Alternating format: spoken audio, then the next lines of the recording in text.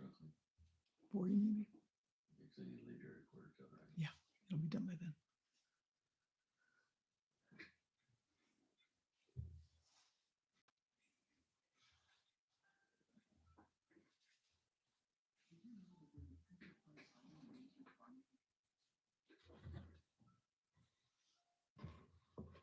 Hi, everybody.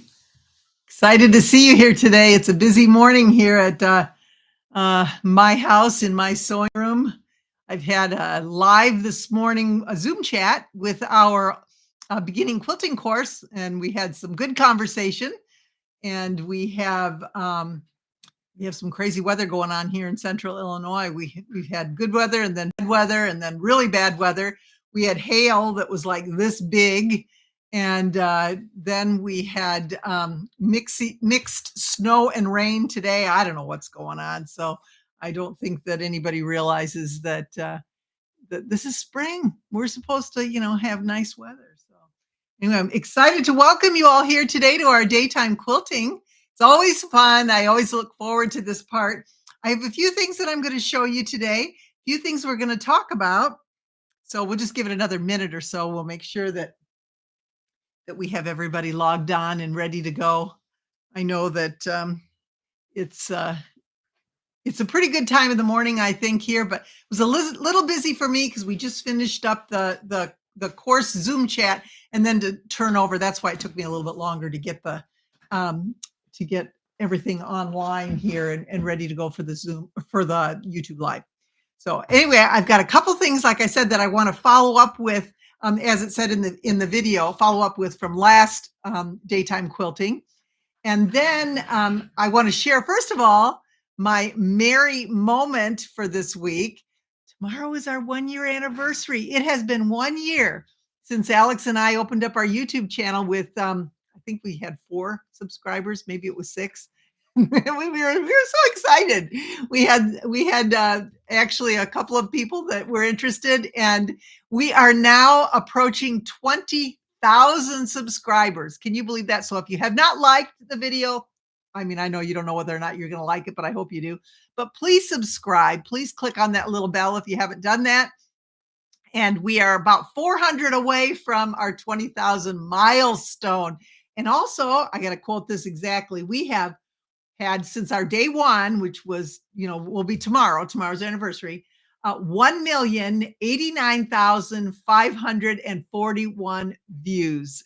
There have been that many people that have been viewing our videos. And I know you are all part of that group, and I just can't thank you enough. This has been so much fun for me, so much fun for us. And I just love sharing quilting. I love telling you why I love quilting. And that was the beauty of being able to do our chats with our course that we have. Now, the course is closed right now because it's going on. But then we will have, if you're interested in being on the waiting list for the course for the next time that we open it up, which will be in May, I believe. March, April, May. Yeah. Just send us an email, info@joyfulandmerryquilting.com, and we'll put you on the waiting list and then notify you when the new course opens up. It's a great course. I have to tell you, it's 8 weeks and we cover everything. And in addition, we make this quilt that's behind me. So it's a lot of fun. I love sharing with everybody. We have I think it's 5 Zoom chats, different ones, so that I can accommodate people from different time zones, different areas, different work schedules. But it's at that time that you can talk about whatever you can share. We share products. We talk about different things that we have learned in the process of taking the course and going through the whole process of making a quilt. So if you're interested in that, please info@joyfulandmerryquilting.com. We'll add you to the list for the next course. The most exciting news, which I would have never even dreamed we would be to this point after 1 year, is that we are going to be launching our Joyful and Merry Quilting Community Quilt Guild. It's virtual, of course, although I'd love to come and visit you sometime if you had a group around in your area and I'm visiting in the area. Wouldn't that be fun? We could go to lunch or something. We could talk. But anyway, that's just more that we can talk about in the future. Right now, we're just interested in getting our membership. So what we're going to do starting tomorrow, you will get an email if you're on our email list, joyfulandmerryquilting.com. You need to be on the email list. You'll get an email that will give you the details on putting yourself on the waiting list because the guild's not going to officially open until May. But we need to get our group together first so we can tell you what's going on. It is the registration for the guild there's several options, so that'll be all listed in the email eventually when we get to that point. But anyone who signs up within this time frame, April until we open the guild officially, April 4th until we open the guild officially, you will get the same registration fee every year forever and ever, membership fee forever and ever. It will never change because you're giving us a chance. And we thank you for that. I know you're going to love it. I know you are. I hope and thank you for trusting me and trusting Alex that this is going to be a really wonderful and positive experience. So that's kind of why we're doing that. It's our, just like we did when we started out Joyful and Merry Quilting, we have an attitude of just spreading the joy of quilting. That's my philosophy to everyone. And what better way to do it than to get together in a quilt guild and to be able to share all this virtually, but with everyone who's interested in attending. So this is, I can't tell you, I'm going to give you just a little brief rundown. We will have patterns, 3 patterns per year that will be, I will design 3 patterns per year, and we will go through and have a quilt along for those. What's a quilt along? It just means that we will, for all guild members who are in the guild, you get the pattern for free. You don't have to buy it. And I mean, it's included in your registration. It's not totally for free. And then what will happen is, I will have the accompanying videos that will show you how to go through the process. We'll do live chats every once in a while, just like I do with the quilting course. And we will have just a time that you can ask questions if there are questions. The first one, I am really excited. I have used that strawberry lemonade fabric that this is part of it. And I've already made it. It's hanging on the wall over here, but I always do at least 3 of the quilt just so that I can do one with you, one with the instructions, and one to test it out. And the test out is already done, and the others I'm still almost done. So I just want you to, it's really beautiful, and I'm really excited to share that information with you. That will come as one of our 3 patterns for the year. In addition to that, we're going to have trainings. Now, what a training is, it might be a technique. It may be someone else's pattern. I may have a pattern that I can get you a discount on that I will basically walk you through the instructions of the pattern for those who have purchased it. So it won't be something that I've designed, but something maybe that you're interested in that you would like me to help you with. And I have a lot of really great ideas for that as well. We'll also just have tips. Tips come all the time. That'll come in our guild meeting. We'll talk about those sort of things. We'll have guests. We have people already lined up to come in and just share some quilting information with you that I think you're going to enjoy. You know, I love history of quilting. I like all that comes with it, but I also like just knowing how somebody got to be a quilter and what it is that they did in order to get them to the point that they are. So that's part of the discussion. We have a newsletter that will come out every week. I love doing product demonstrations, and I have so many. I have a whole basket full that I'm going to talk about throughout the guild meetings. So we'll have those. I'll show you those. And if you have any products you want me to test, please ask me, and I'll try and get a hold of those and try to do a test on those. We also have an Etsy store, and anything that's in the Etsy store, you will get a discount on periodically. We'll announce that when there's a sale going on in the Etsy store only for guild members. And then I thought this was so good. Somebody suggested it at I think it was our last daytime meeting. Maybe it was Night Owl, suggested that we highlight quilt shops. And I thought, wouldn't that be perfect? Because we're from all over the world here. And if we were able to highlight shops, just tell you about it, you tell us about your favorite local shop, and then I can bring that up. Or if I ever can visit, that would even be better yet. But to be able to introduce different shops and encourage you to go, especially, there's a lot of shop hops going on. Many of our favorite shops are, our local quilt shops. They work so hard to try and get people to come and patronize their shops. They have, their own personality. If you've ever been into a shop, everybody is different. Every shop is different. And I just think it would be so fun to be able to highlight those shops as well at our guild meeting. So the guild meetings will be held live, but we'll tape them. So just in case you can't attend live, and we'll have one a month. We'll have one guild meeting that will be probably about an hour, I would guess, where we just share, we'll have show and tell. So it'll be Zoom, so you can show and tell whether it's something that you've done or made or an experience you've had. We'll have you sign up for those. So we'll set aside 15 minutes at the end of the meeting for that. I just think it's going to be so much fun. I could talk and talk and talk about that, and I need to move on. But anyway, I'm really excited about it, and I hope you are too. And I hope that you join with me. It's going to be so worth it. And some of the things that I've heard from people, they feel intimidated sometimes to join a guild because they're a new quilter. Don't feel intimidated. We would love to have you. You can talk a lot. You can never say a word. Whatever you want to do, you are still welcome.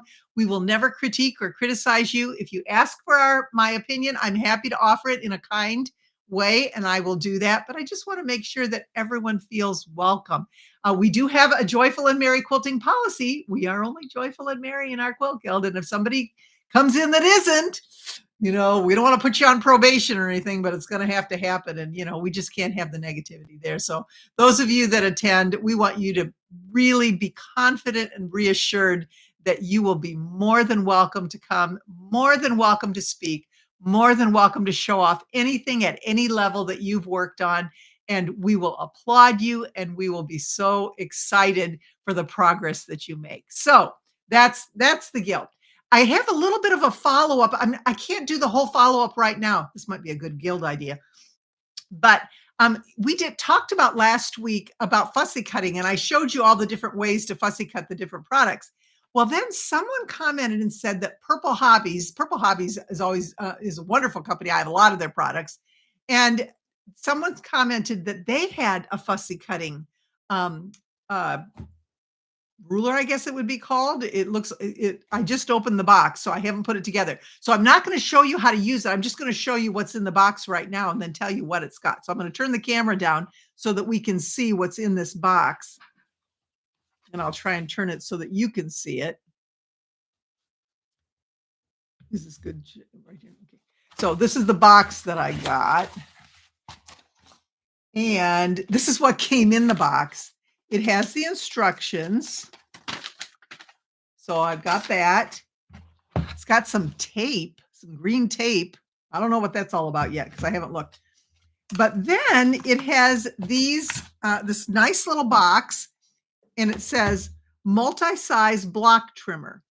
Trim blocks from 2 inches by 2 inches to 15.5 by 15.5. So I thought, well, that's intriguing. So I haven't opened it yet.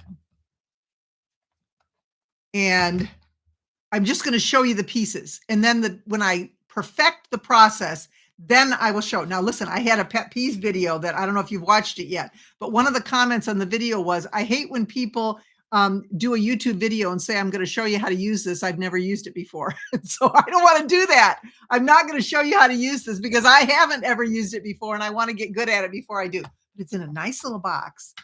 And then you've got all these pieces that fit together like a puzzle. So there's lots of them. And then supposedly when we put them all together, do you see the slots right here? These are those cutting slots so we can fussy cut.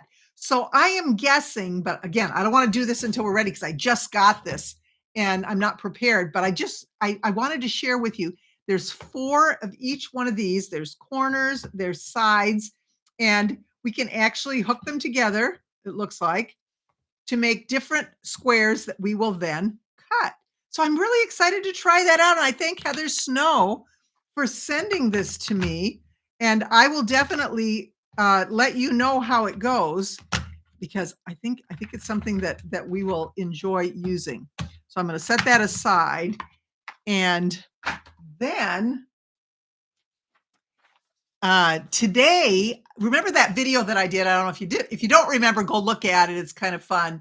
I had gone through my sewing room and I came up with all these products. There were 10 of them, I think, but I know there's more that I'd never used, that I'd never taken out of the package and I had never used. Well, today's and then I said I would test them out and let you know what I thought. So today, I actually have this add an eighth ruler. Now it's very old. I don't even recognize the quilt shop I got it from, but it still does exist. It's everywhere. And it's actually for, which I didn't realize, it's to be used when you're foundation piecing, kind of like the add a quarter ruler. The add a quarter ruler has a lip on it. And what you do with that is you place it, this is my pink one, I think it's so pretty. It has this lip on it, you can see from here, that goes on our foundation pattern. We place the groove right on the sewing line, and then we trim off our 1/4 inch. So that works really well. I love it. I use it all the time. Well, then this cute little add an eighth ruler, it's an 1/8 inch right here. It's the same principle. You lay it on your foundation pattern. But what it's for is for a pattern that has a lot of small pieces, something that's very intricate. And I love this pattern. I've done this one before, but I used the add a quarter. I didn't use the add an eighth. And I did find that at the points, there was a lot of bulk there, and it was really difficult for me to press it easily and add the next piece. I did it. I think it came out okay, but it was bumpy. I mean, it did have a lot of bulk. So then I thought, I'm going to try that, and I'm going to use my add an eighth ruler. So the first thing, so this was the pattern. I just printed the pattern off. And then the first thing I had to do was I had to go through and figure out what size strips I needed to cut in order to finish the block. Just because I like to have at least, I'm going to turn the camera down so you can see.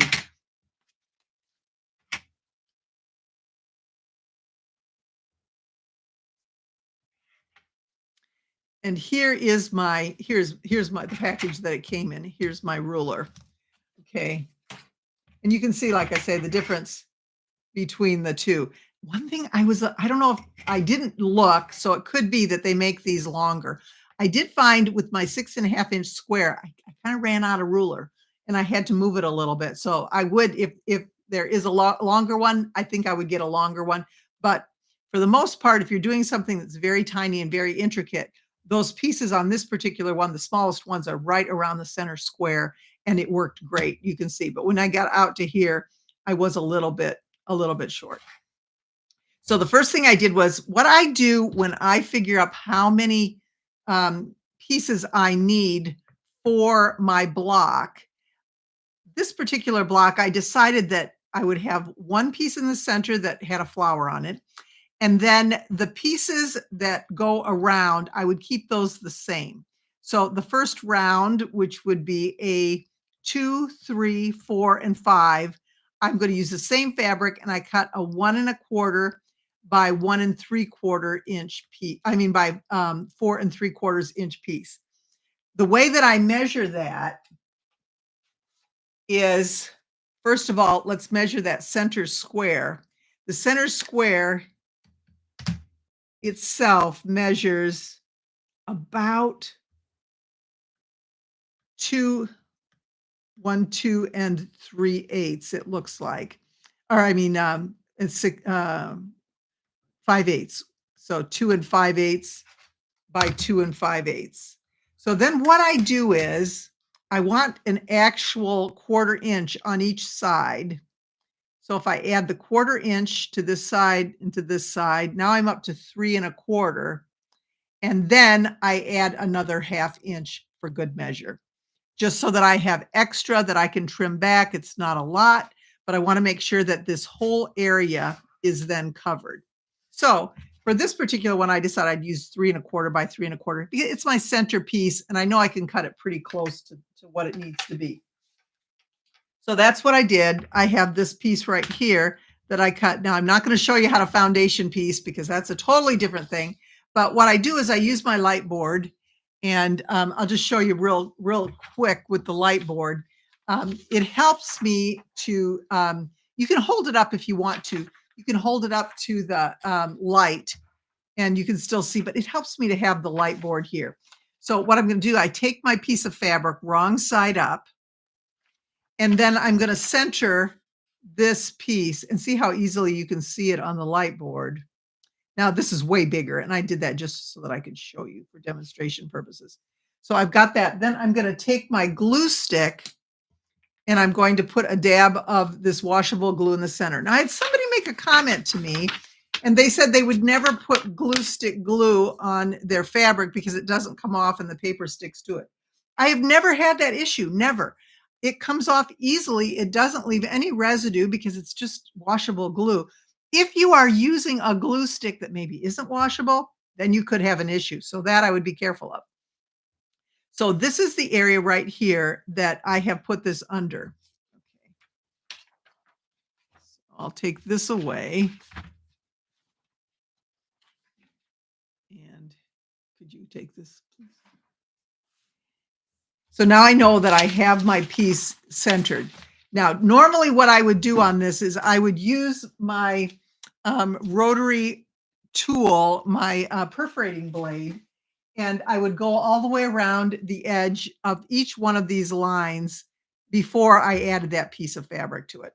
I do that just so that it's easy to fold, but not everybody has one of these. So I'm going to show you this, but I'm also going to show you how to do it with a ruler.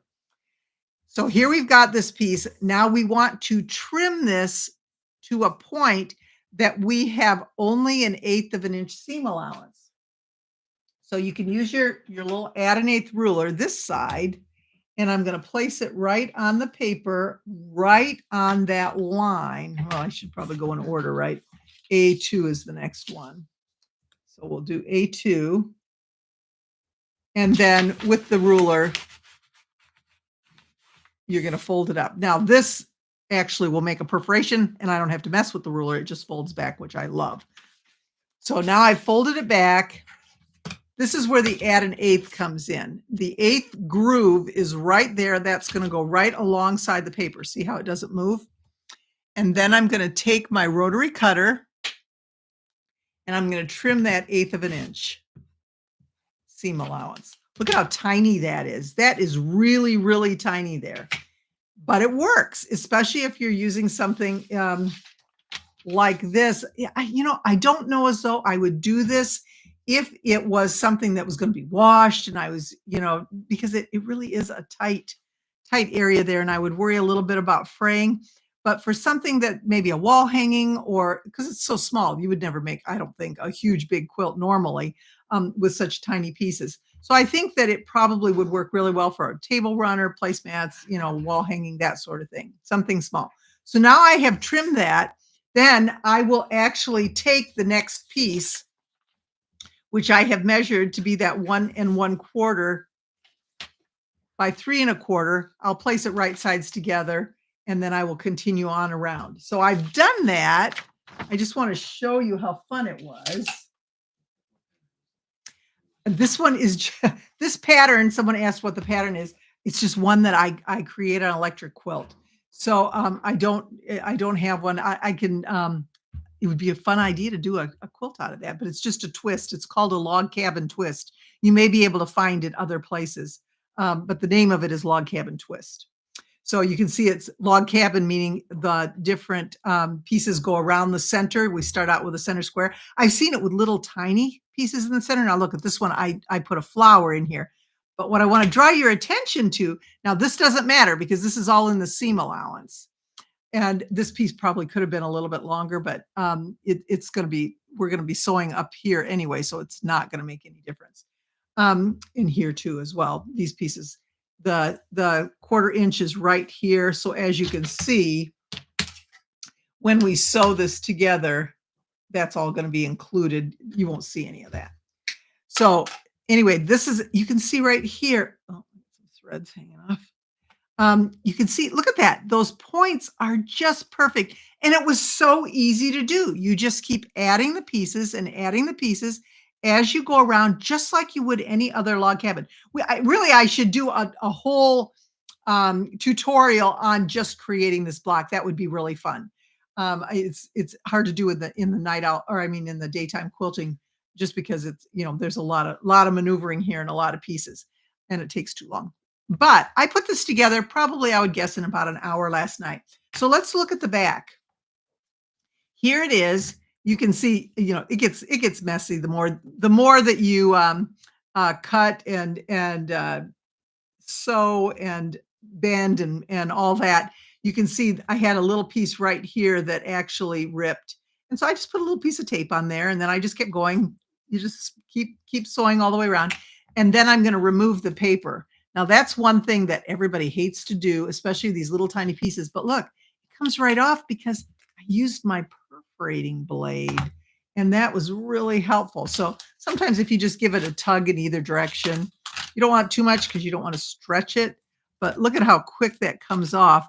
What I want to show you is those pieces, those 1/8 inch seam allowances. And right here again, this is the spot where all those little pieces kind of get clogged up and they're hard to remove, but they're not if you use the perforating blade, which is what I love to do. So anyway, I pulled this off. And I won't pull them all off, but you look at this. Maybe I should get this one off too, just so you can see it.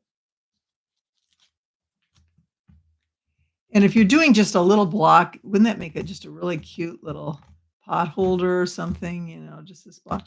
But you can see right here, here's that little tiny seam, that 1/8 of an inch, and they are just perfect. Paper piecing, that's what happens. When you foundation piece, everything comes out perfect. But what I love is, look at the bulk. If this was a 1/4 inch seam, this would all be folded over itself right here. See that? This would be too much. Hold it up a little bit here. Maybe you could. Oh, good idea. Closer to the camera. Okay, so you can see right here at these points, this, especially right here, that's where all that bulk is that causes an issue, okay? So if we look here, it just lays nice and flat because they're only 1/8 of an inch, and it goes all the way around the center, continuing around. What I did then at the end was I used my 6.5 inch ruler and I trimmed it up because of course there were pieces all over. So it was a 6.5 inch side before I took the paper off. And then once again, I'll just remove these pieces and you can see, but I don't know how you feel about little miniature pieces. I love miniature pieces. I like doing small things. As you can see from some of the quilts that I put together, I like those little tiny blocks, but I get discouraged when there is just too much bulk there and I can't make that piece lay flat.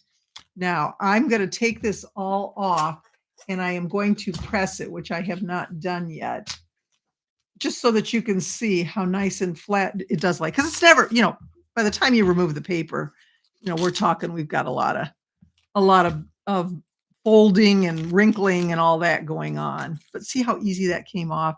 It just doesn't get any better than that. And I've got all those little pieces.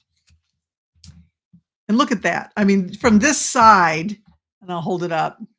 From this side, it just looks so good. I mean, it's just really something that I think it's worth the investment of the ruler. Again, can't believe I didn't use it before, but let me just press this real quick so that you can see how flat it is. I'm going to use some pressing solution. I did put the pressing solution on all of my pieces before I cut them because I just always do that. And especially with this because we do have bias edges and you want to make sure that it lays nice and flat. So here we go. Here's that piece. And hopefully you can see how pretty that looks, how flat that, look at this. I mean, this is just amazing to me how flat that lies. That I should have done 2. I was thinking stuff as I'm going along here, but I could have done 2 just to compare what the difference would be when I'm putting the, when I'm trying to make it lay flat, but I'm going to show you on this. A little easier to see than on that cutting mat. Hopefully I get it straight. But there we go. I mean, isn't that just so cute? I just love that. And that was that add an eighth ruler. That's what I used. Okay, so we can turn the camera back up. These things have size on them, and then the tape is used to secure it. Oh, okay. Andrea's Okay, I'm going to go back to our fussy cutting here. Andrea said that these particular pieces, the tape is used to secure them together. You put them together so that you can move them. Then you put a little piece of tape on there, and that holds them together. So thank you for telling me that.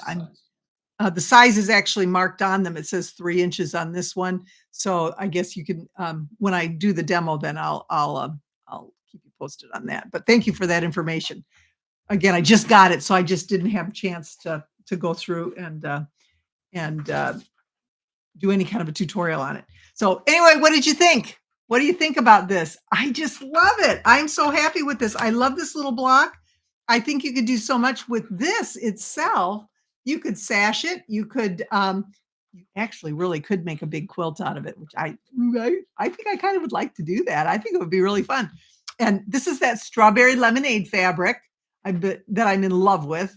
And I've been using this for a lot of different projects lately. And these are my scraps. So I used my scraps for this. This is the beauty of that scrap bin. You know, we keep those scraps. And again, I like to keep them according to manufacturer or designer, just because I like the way they all match and go together.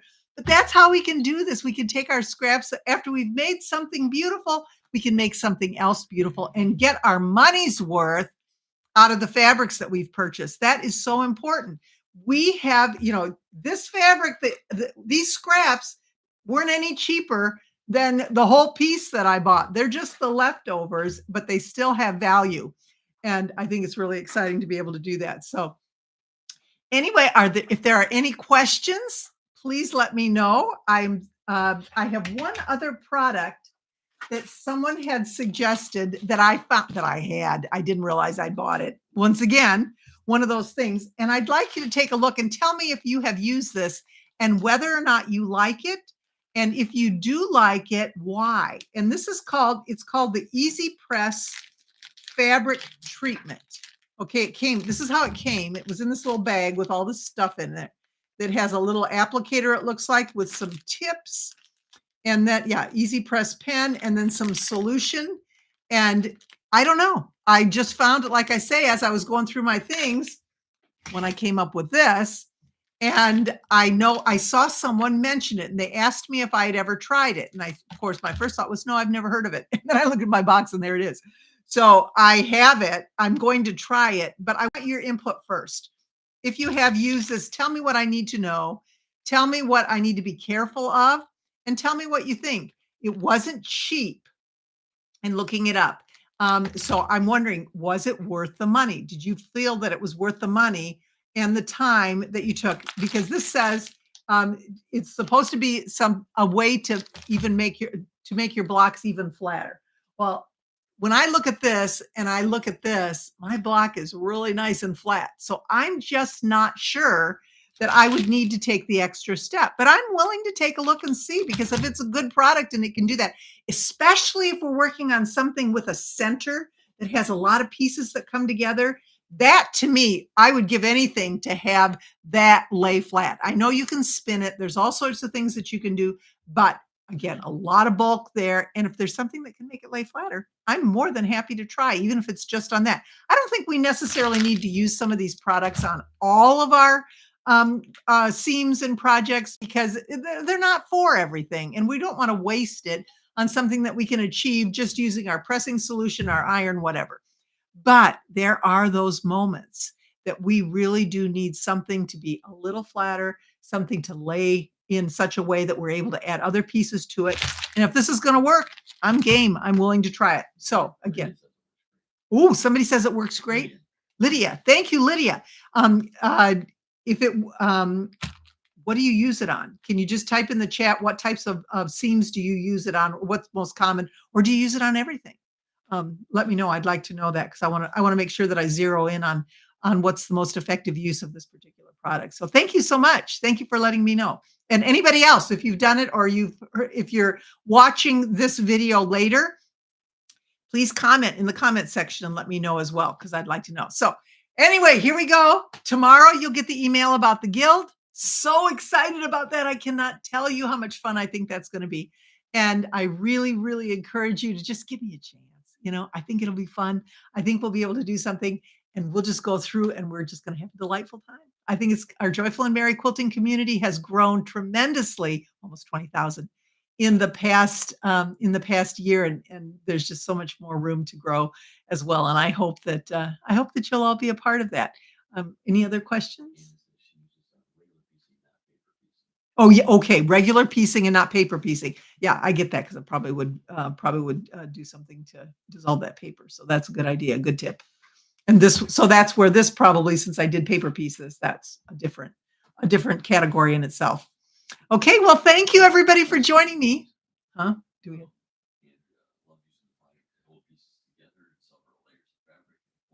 we? Ooh. Oh, Andrea said it helps with nesting. I'm very excited to try this now. It holds the pieces in the corners. That is going to be something really exciting to try. Okay, I'm run it along the seam, let it absorb, and then press. Oh, I'm excited to try it. This is going to be fun. Okay, well, I will report back when I get that done. I have to put it in my basket of goodies right now, but it's there to be tested, and I will definitely do that. Our next daytime quilting will be on April 17th, Wednesday morning at 11 a.m. Central Time. And then our next night owl quilting, if you're up late and you'd like to join us for night owl quilting, that is going to be on April 8th, Monday at 10 p.m. So if you'd like to join me then, same thing. We just talk about different things. I usually demonstrate a little project or something at night owl quilting, or you can just come and just do whatever. You don't have to, you can listen or work on your own project, and I'll work on mine. So anyway, it's a lot of fun. I love meeting with you this way. This is my favorite. That's why I thought the guild would be so much fun, because I love the personal interaction. And I thank everybody for all of your attention. We have another question.